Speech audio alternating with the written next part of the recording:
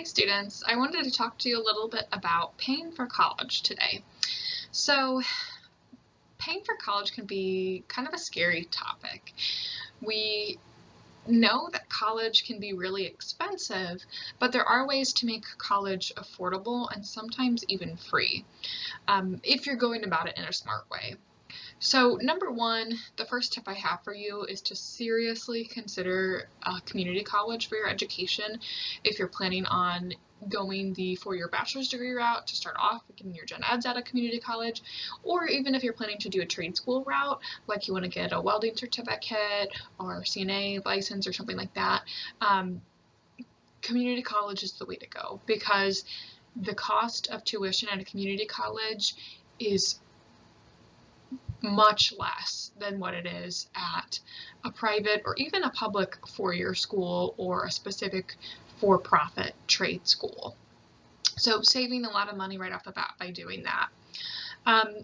One of the ways you can pay for college is through grants. Now, the video we just watched talked about grants and loans and scholarships, and grants are fantastic because, like I said, you don't have to pay those back. The federal Pell Grant is something that you'll want to really consider, and that's why it's important to file a FAFSA, is because that'll let you know if you're eligible for that federal Pell Grant.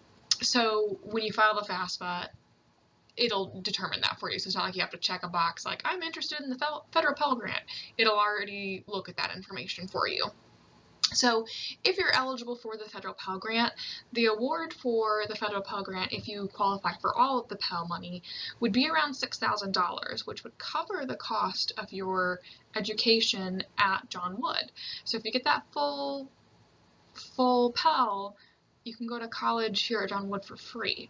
I can't speak to how much that covers at a four-year school because I just am not as knowledgeable about that. I don't know if they give you more to offset that cost or if the cost is still $6,000 and you're subtracting that from $25,000 a year or whatever the tuition price could be.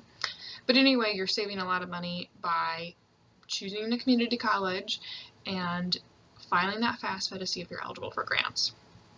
Loans you want to try to stay away from unless you don't have any other option. I had to take out student loans, and I was not smart about paying for college, so I went straight to a four-year school, and over those 4 years, I accumulated $30,000 of student loan debt. Now that $30,000 was with my parents helping me pay for college. They paid for about half of my schooling, and I got scholarships, so I thought like, oh, I'm getting a good deal to go to this private college. It's only about the same cost as a public four-year school. Well, that still is a lot more expensive than going to a community college first. So I graduated with $30,000 of student loan debt, like I said, and loan debt has interest. So if I would take the full 10 years to pay off that student loan debt, with the interest, that would bring up my end total to having paid $50,000 on my student loan. So $20,000 just in interest. That's a brand new car.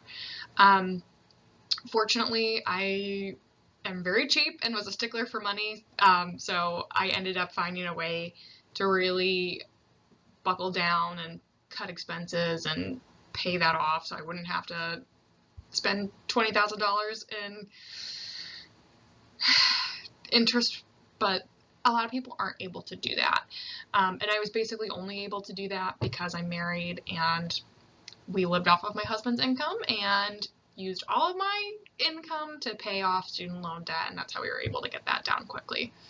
But anyway, doing a community college first, like I said, really, really beneficial for students.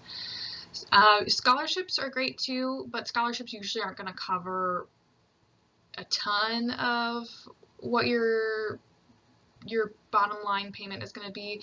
Occasionally there are scholarships that will cover everything, but a lot of scholarships might be small $100 to $1,000 scholarships. So you want to try to get as many of those as you can.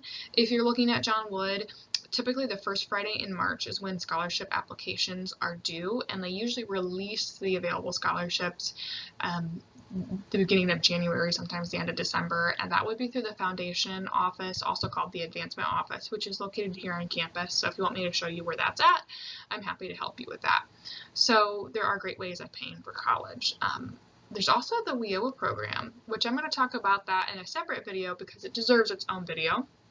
But that WIOA program will pay for 100% of your college classes, provided that you qualify and that you're going into a select program that is eligible for the WIOA funding. And again, that's a grant, so you don't have to pay that back. So another really great opportunity. So thanks for listening. I hope that you feel encouraged knowing I can probably go to college for free if I do that FAFSA and qualify for those grants, which I don't have to pay back. So if you think that money is an issue, then probably you are the student that is most likely going to be eligible for those grant dollars. So take advantage of that opportunity. College is not out of reach, and we're here to help you. So don't be a stranger. Thanks for watching.